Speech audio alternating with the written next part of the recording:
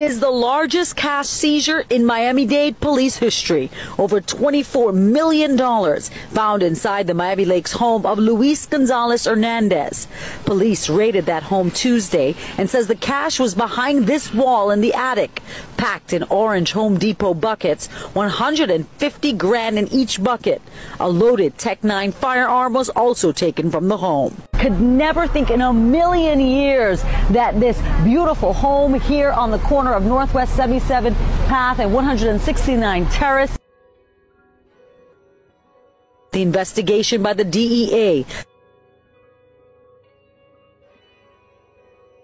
32-year-old Selma Hernandez, his sister, an employee at the business, was also arrested. He is facing a host of state charges, including money laundering and possession of a firearm while committing a felony. On Tuesday, police and agents raided the Blossom Experience.